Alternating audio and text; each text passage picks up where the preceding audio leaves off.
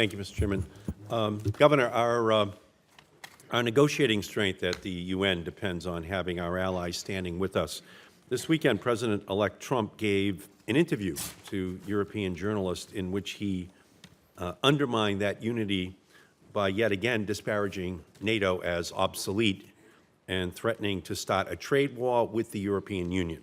Last week, General James Mattis, President-elect Trump's nominee for Secretary of Defense, testified that President Putin, quote, is trying to break the North Atlantic Alliance, and noted that if we did not have NATO today, we would need to create it. Do you agree with President-elect Trump that NATO is obsolete, or do you agree with General Mattis that it is vital? I think NATO is an important alliance for us to have, and now we need more allies than ever, and we need more alliances than we've ever had, and I think it's one that we need to strengthen. So what would you say to our allies about the need for us to stay together in our resistance to especially the Russian attempts to destroy that alliance? Well, I think that's a great question, because you will see me, if confirmed, all over the UN, making sure that they understand the importance of alliances and allies and working together where we can for the greater good. Yep.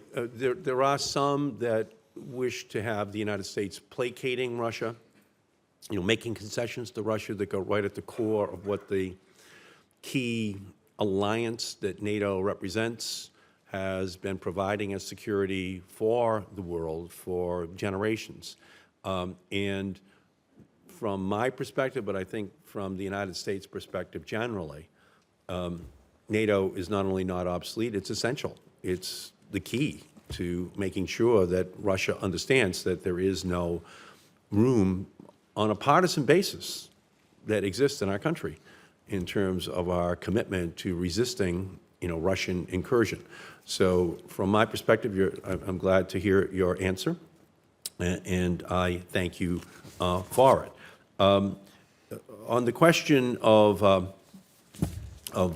global health, in Haiti, I talked to you about this in my office yesterday.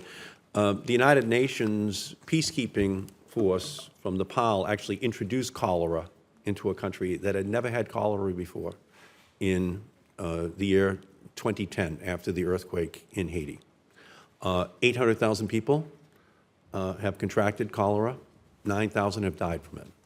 It was created by a Nepal peacekeeping UN mission that actually brought that disease to the country by their introduction of it into the water system with their own human waste.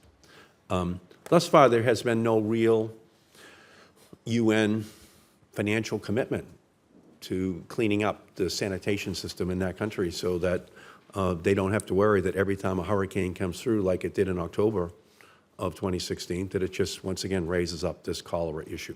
Can you talk a little bit about what you feel the United Nations responsibility is to countries like Haiti, where the peacekeeping mission has in fact wound up creating more harm than any that was ever reduced by the introduction of that peacekeeping mission?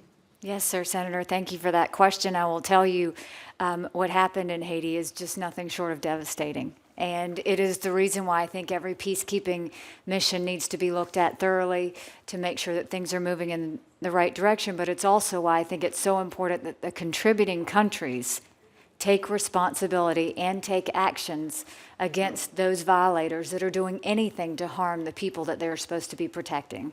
And so I think that was a terrible problem. And so we have to acknowledge the fact that there were peacekeepers involved in that there were peacekeepers that contributed to that.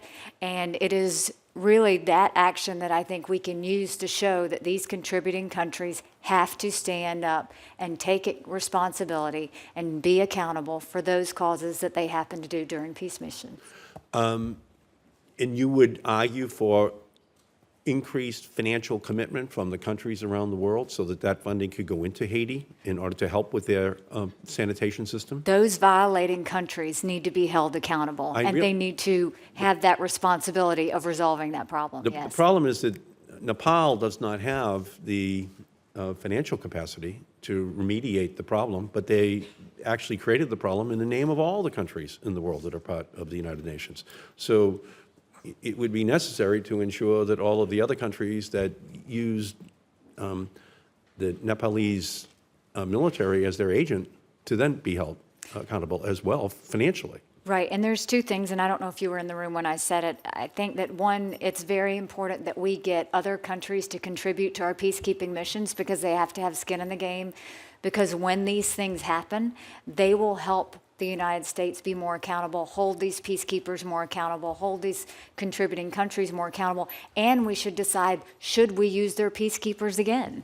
Because I think that's another conversation that needs to be had. We're going to have to make this right with Haiti, without question, and the UN is going to have to take responsibility, and I hope that we can have peacekeeping reform in the process while we do that. Yeah, thank you. 85% of the Security Council's peacekeeping personnel actually serve in Africa. Yes. And the UN is deeply involved in ending conflict there. But much of the conflict is caused by poverty. It's caused by disease. President Bush initiated a program, PEPFAR, to deal with the HIV/AIDS epidemic in Africa. Mr. Tillerson testified last week about his strong support for that program and pointed out that it should be continued and enhanced. Could you talk a little bit about how you view the PEPFAR program in terms of going forward in the future and the funding levels that would be needed to make it the success it has been thus far? I think PEPFAR, you can look at the results and see the success. You can look at the numbers and the lives that have been affected by that. And I think it's one of the successful programs that happen at the United Nations, and I certainly would continue to support it going forward. Okay, great. Thank you. Thank you, Mr. Chairman. Thank you.